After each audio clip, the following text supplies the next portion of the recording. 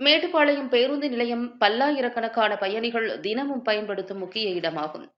இந்த நிலையில் பிப்ரவரி 9ஆம் தேதி அந்த பகுதியில் உள்ள ஓட்டல் மற்றும் பெட்டிக்கடை முன்பு இருந்த சிசிடிவி கேமராக்களை மர்ம நபர் உடைத்துள்ளார்.